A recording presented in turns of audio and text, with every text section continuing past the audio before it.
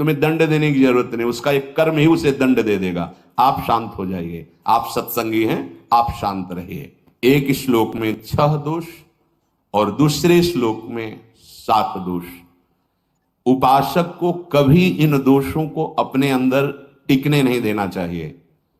और जो संसार के मार्ग में चल रहे हैं, अगर इन दोषों में चलेंगे तो वो जो आपके पुण्य कर्मों से ऐश्वर्य है भी, वो नष्ट हो जाएगा।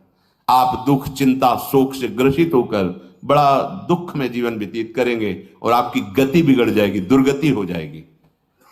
धर्म के द्वारा जो हमें प्राप्त होगा उसी से हम अपना भरण पोषण करेंगे। आपके बच्चे स्वस्थ होंगे, बुद्धिमान होंगे, परिवार में बहुत सुख और शांति होगी। भले दीपक की तरह जलो, बहुत काल तक रहेगी। लक्ष्मी जी भी आपके घर में बहुत काल, हम ये नहीं कहते कि बहुत नहीं, जितनी है बहुत सुख शांति से चलोगे।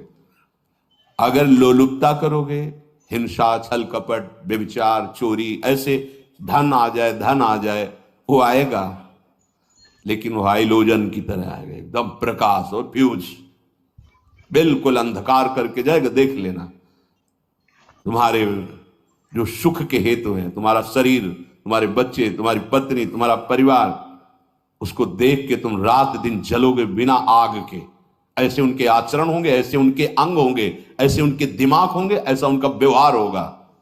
ये लोलुपता अगर उपासक में या किसी में है तो उसको नष्ट कर देती है। सावधान। तीसरा, यदि आपका अपमान होता है तो आपको उसे सहन करना होगा, उससे आपके पाप नष्ट हो जाएंगे। उपासक में तो अपमान सहना अमृत है, नीचा अपमानम सुधा, पर व्यवहार में भी ज्यादा उत्तेजित मत होइएगा। ये तो कुछ मिनट की बात है। अगर आपने उसे मारा, पीटा, रिपोर्ट हुई कानून की, ओ फंसते चले जाओगे, अर्थ जाएगा, समय जाएगा, चिंतन जाएगा, बहुत तरह से हानि हो जाएगी। अगर आप सह गए तो आपका सहना उसके लिए आग बन जाएगा। उमा क्षमा साप होते भारी, तुम्हें दंड देने की जरूरत नहीं, उसका एक कर्म ही उसे दंड दे देगा। आप शांत हो जाइए, आप सत्संगी हैं, आप शांत रहिए। चौथा, निरंतर क्रोध और उसका चिंतन। बैठे बैठे बस द्वेषियों का चिंतन ही हो रहा है, अंदर क्रोध का चिंतन और द्वेषियों का चिंतन ही हो रहा है। द्वेष भरी बातें, द्वेष भरे क्रियाएं, उन्हीं का चिंतन करके जलते रहना क्रोध से। और व्यवहार में भी क्रोध को आप पीना सीखें। अगर बार बार आपका क्रोध प्रकट होता ही रहेगा, आपका स्वभाव बिगड़ जाएगा, आपके पुण्य नष्ट हो जाएंगे और आपका जीवन नष्ट हो जाएगा।